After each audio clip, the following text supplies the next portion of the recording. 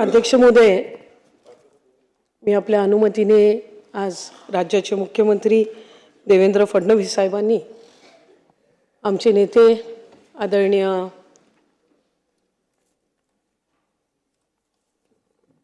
अजितदादांचा आणि त्याचबरोबर इतर सर्व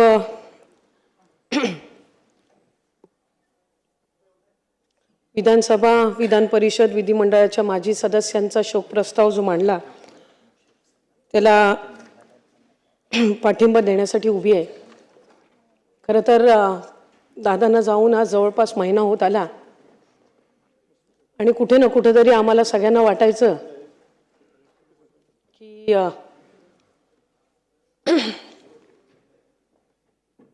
ते आमच्यामध्ये असतील, पण तो भ्रम आज या सभागृहाचं कामकाज सुरू झाल्यानंतर तुटला। कारण या सभागृहावर त्यांचं प्रचंड प्रेम। आज या सभागृहामध्ये ज्या वेळेला त्या खुर्चीवर त्यांना बघितलं नाही त्यावेळेला ही वस्तुस्थिती मान्य करून आपल्याला आपल्या या नेत्याच्या शिवाय आयुष्य जगावं लागेल हे दुर्दैवाने आज बोलावं लागतंय। अनेकांनी माझ्या आधी दादांबद्दल भावना व्यक्त केल्या। 35-40 वर्ष त्यांनी सगळ्यांनी दादांसोबत काम केलं। मी 12 वर्षाची होती ज्यावेळेला मी दादांना पहिल्यांदा भेटली। 99 साली राष्ट्रवादी काँग्रेस पक्षाची स्थापना झाली। माझे वडील त्यावेळेला तटकरे साहेब आमदार होते। मनोऱ्याच्या ज्याला आपण नवीन आमदार निवास म्हणून बोलायचो तिथल्या 13व्या मजल्यावर त्यांची खोली। श्रद्धेय पवार साहेबांनी राष्ट्रवादी काँग्रेस पक्षाची स्थापना करायची ज्या वेळेला ठरवलं त्यावेळेला अनेक इथं असणारे असतील, आज या सभागृहात नसणारे सुद्धा अनेक नेते हे आदरणीय पवार साहेबांसोबत राष्ट्रवादी काँग्रेस पक्षामध्ये जाण्याचा निर्णय घेतला। त्यात भुजबळ साहेब असतील, आदरणीय मुश्रीफ साहेब असतील, आदरणीय दिलीप वळसे पाटील साहेब असतील, आदरणीय जयंत पाटील साहेब असतील, अशा अनेक मंडळींनी त्यावेळेला सहभागी झाले। त्याच्यामध्ये आदरणीय माझे वडील तटकरे साहेबसुद्धा। आणि ज्या वेळेला तो निर्णय घेत असताना 13व्या मजल्यावर त्यांच्या आमदार निवासमध्ये पहिली अजितदादांची भेट झाली। त्यानंतर राष्ट्रवादी काँग्रेस पक्षाच्या प्रवाहामध्ये सामील होत असताना अनेकदा कार्यक्रमांच्या निमित्ताने कधी रायगडमध्ये आले, कधी कोकणात आले। ह्या कार्यक्रमाच्या निमित्ताने आदरणीय पवार साहेबांचा, आदरणीय दादांचा जवळून सहवास त्यांना पाहण्याची संधी मला मिळाली आणि लहानपणापासूनच त्यांचा प्रभाव हा राहत आला। त्यावेळेला खरं तर दादांच्या जवळ जाण्यासाठी, बोलण्यासाठी भीती वाटायची, कारण एक धाक, एक दरारा त्यांचा।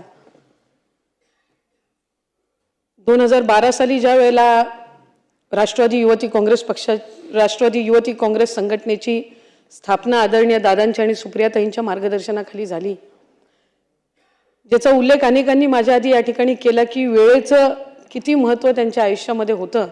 त्यांचा जनता दरबार सकाळी 6:45 वाजता सुरू व्हायचा। सकाळी 6:30 वाजता ते पक्षाच्या कार्यालयामध्ये यायचे। मला राष्ट्रवादी युवती काँग्रेस पक्षाचं संघटनेचं पद ज्या वेळेला मिळालं त्या पदाचं नियुक्तीपत्र हे अध्यक्ष महोदय सकाळी 7:10 त्यांच्या हस्ते मी स्वीकारला। त्या दिवसापासून त्यांच्यासोबत काम करण्याची संधी मिळाली। 2019 मध्ये या सभागृहामध्ये आली। मी 2019 मध्ये ज्या वेळेला या सभागृहात आली त्यावेळेला वडिलांनी खासदारकीची निवडणूक लढवली होती, त्यामुळे ते खासदार झाले होते। या सभागृहात कामकाज कसं करावं हे मी दादांकडून शिकले। बजेट, पुरवणी मागण्या याच्यावर आपण कसं बोलावं, बाप क्रमांक, पान क्रमांकाचा उल्लेख आधी करायचा, ह्या सगळ्या बारीक सारीक गोष्टी ह्या त्यांनी आम्हाला शिकवल्या। त्यावेळेला आम्ही सगळे तरुण आमदार पहिल्यांदा निवडून आलो होतो। नागपूरचं अधिवेशन होतं। आम्हाला सगळ्यांना ते लॉबीमध्ये घेऊन बसले। मला वाटते विश्वजित दादा या ठिकाणी आहेत, धीरजजी आज या सभागृहाचे सदस्य नाहीत पण त्यावेळेला ते होते। अनेक नाव घेण्यासारखे अनेक मंडळी आहेत। आम्ही सगळेच जण, सुनील शेळके असतील, सुनील अण्णा असेल, चेतनदादा असतील, अनिल भाईदासजी असतील, पाटीलजी असतील, असे अनेक आम्ही सगळी मंडळी होतो आणि आम्हाला सगळ्यांना ते घेऊन बसले. मला आठवते रात्री 11-12 वाजता त्यावेळेला आम्हाला बोलायची संधी मिळायची, कारण पहिल्या टर्मचे आमदार म्हणून शेवट. रात्री 11:30 12 वाजेपर्यंत आम्हाला जिथपर्यंत आमच्यापैकी शेवटच्या माणसाचं बोलणं होत नाही सदस्याचं, तिथपर्यंत ते थांबून राहायचे. जाता येतं विचारायचे त्यांना, दादा तुम्ही अजून गेली नाही? नाही, माझी मुलं अजून बोलतायत. माझ्या मुलांचं अजून बोलून झालं नाही सभागृहामध्ये.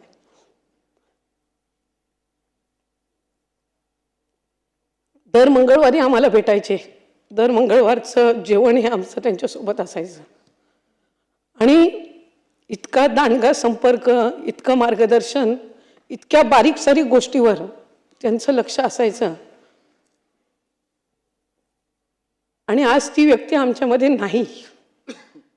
खरं तर व्यक्ती गमावल्याचं दुःख हे मोठं असतं, पण त्याच्यापेक्षा अधिक दुःख हे असतं की ती व्यक्ती आपल्याला परत कधीच पाहायला मिळणार नाही, त्याचा आवाज आपल्याला कधी ऐकायला येणार नाही. ही भावना ही मनाला दुःख आणि वेदना देणारी असते.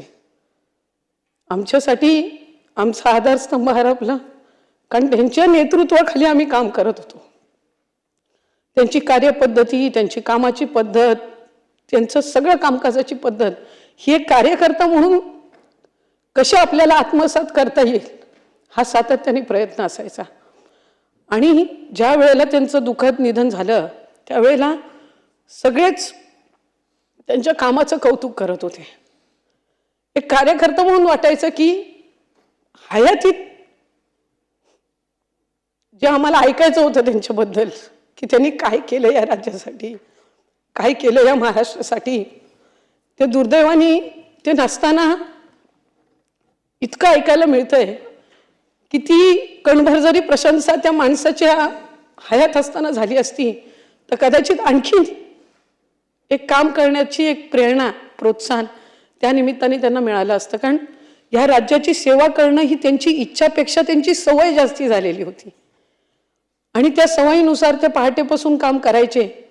आम्हाला सगळ्यांना सुद्धा सांगायचे की मंत्रालयामध्ये 3 दिवस हे तुम्ही दिलेच पाहिजेत. सोमवारी आम्ही मंत्रालयामध्ये यायचो, मंगळवारचा अख्खा दिवस त्यांच्यासोबत जायचा, बुधवारचा अख्खा दिवस त्यांच्यासोबत जायचा आणि त्यांच्याशिवाय कधी काम करावं लागेल अशी भावना सुद्धा दुरान्वे सुद्धा मनाला स्पर्श करून कधी गेली नाही. मला आठवतंय 28 जून 2024 रोजी त्यांनी बजेट मांडलं. मुख्यमंत्री लाडकी बहीण योजना त्यांनी त्या बजेटमध्ये जाहीर केली. त्या दिवशी जे जॅकेट त्यांनी घातलं होतं गुलाबी रंगाचं, खरं तो रंग काय फारसा असा त्यांचा काय आवडीचा किंवा अशातला काही भाग नाही, पण ते जे जॅकेट घातलं त्या आमच्या आग्रह खात्यानंतर 12 जॅकेट तशी शिवून घेतली आणि मग प्रत्येक सभेमध्ये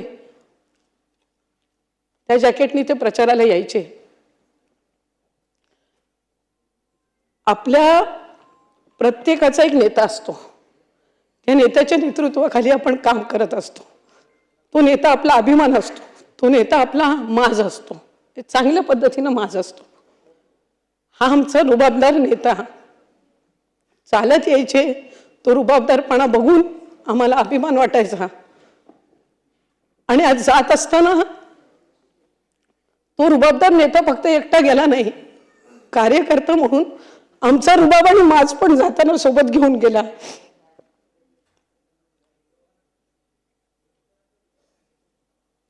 आज सुनेत्रा काकींच्या रूपाने आम्ही त्यांना पाहण्याचा प्रयत्न करतो. त्यांची जागा ही कधी कोणी भरून काढू शकणार नाही, कारण जराशे जरी रागवले ओरडले तरी माहिती असायचं की हे वडील जसे आपले ओरडतात, चांगलं काम करण्यासाठी आपल्याला सूचना देतात त्या पद्धतीनं आहे. पण अनेकांनी त्याचा उल्लेख केला की ते थोडं ओरडून बोलले म्हणजे आपलं काम झालं किंवा आपल्याला आणखीन चांगल्या पद्धतीनं काम करण्याच्यासाठीच ते त्या ठिकाणी आपल्याला बोलतात. म्हणून मला वाटत नाही कधी कोणाला त्या गोष्टीबद्दल कधी वाईट वाटलं असेल. उलट आम्हाला आनंदच वाटायचा की बोलले म्हणजे मी जवळची आहे, बोललो म्हणजे मी जवळचा आहे, अशा पद्धतीच्याच भावना ह्या आमच्या सगळ्यांमध्ये असायच्या. त्यांच्यावर इतका आमच्या सगळ्यांचा विश्वास होता की लोकसभेचा पराभव झाला तरी आमच्यातलं कोण सुटलं नाही कधी. ठीक आहे, एका निवडणुकीमध्ये पराभव होत असतो, पण तितक्याच ताकदीने आम्ही सगळेजण पुन्हा उभे राहिलो, कारण त्या नेतृत्वावर, त्या व्यक्तीवर आमचा विश्वास होता. आजही आम्हाला विश्वास आहे की ते जिथे कुठे असतील त्यांचं बारकाईनं आमच्या सगळ्यांवर लक्ष आहे. त्यांची आमच्याकडनं हीच अपेक्षा असणार आहे की आपण सगळ्यांनी आपापल्या मतदारसंघामध्ये काम करावं. या सभागृहामध्ये अनेकदा त्यांनी उल्लेख केला की आपण इथं एकटे उभे नसतो, आपण 3.5-4 लाख 5 लाख लोकांचं प्रतिनिधित्व इथं करत असतो. आणि ते प्रतिनिधित्व करत असताना आपण एक लोकप्रतिनिधी म्हणून जबाबदारीने वागलं पाहिजे. त्यामुळे आमच्या सगळ्यांकडनंही त्यांच्या त्याच अपेक्षा असणार, ह्याबद्दल काही दुमत नाही. आणि आमचा तोच प्रयत्न राहील की जी प्रेरणा त्यांनी आम्हाला दिली, ज्या अपेक्षा त्यांनी आमच्याकडून ठेवल्या, त्या आमच्या परीने त्या आम्हाला पूर्ण करता याव्यात.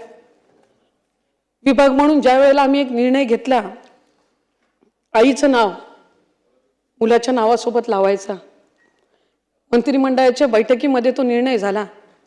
पहिली पाटी दादांच्या कार्यालयाची बदलली. मी अजित, आशाताई, अनंतराव पवार अशी पाटी तिथं लागली. उपमुख्यमंत्री म्हणून त्यांनी जी शपथ घेतली त्याच्यामध्ये अजित, आशाताई, अनंतराव पवार म्हणून मी गांभीर्यपूर्वक दृढ कथन करतो. ही शपथ आम्हाला परत कधी ऐकायला मिळणार नाही. शेवटची सलामी ज्या वेळेला दिली जात होती, ती सलामी ते मुख्यमंत्री झाल्यावर आम्हाला पाहायला मिळावी अशी एक कार्यकर्ता म्हणून एक दांडगी इच्छा आणि स्वप्न आमच्या सगळ्यांचं होतं. ते अपूर्ण राहिलं याची वेदना ही नेहमीच मनामध्ये राहील. पण त्यांनी जे महाराष्ट्रासाठी केलं ते प्रेम महाराष्ट्राकडून कदाचित त्यांना ते असताना अनुभवायला मिळालं नसेल. पण मी माझ्या भगवंताचरणी, श्रीकृष्णाचरणी प्रार्थना करीन, ते जिथं कुठं असतील तुझ्यापाशी, तिथलं उजवं स्थान तू त्यांना दे. आणि आमच्या सगळ्यांच्या मनातल्या भावना ह्या तू त्यांच्यापर्यंत पोहोचव आणि त्यांना लवकर परत जन्म घेऊन या महाराष्ट्राच्या मातीतच पाठव. त्यांची अपूर्ण राहिलेली स्वप्न ही पूर्ण करण्याची ताकद आणि क्षमता आणि पाठबळ आज आम्ही सगळेच मिळून सुनेत्रा काकींना देऊ. पण त्या व्यक्तीची जागा ही कोणी भरून काढू शकणार नाही. ते दुःख, ते खंत एक कार्यकर्ता म्हणून आमच्या सगळ्यांच्या मनामध्ये राहील. खुल्या मनाने प्रशंसा करणारा, कधीही जातीपातीचं राजकारण न करणारा, एक महिला म्हणून किंवा पुरुष म्हणून भेदभाव न करणारा, आम्हाला सगळ्यांना तितकं स्थान देणारा हा एक खुल्या मनाचा नेता आम्ही गमावला. मी त्यांना श्रद्धांजली अर्पण करण्याची वेळ कधी आमच्या कोणावर येईल असं कधी वाटलं नव्हतं. पण आज अंतःकरणापासून मी त्यांना आदरांजली अर्पण करते.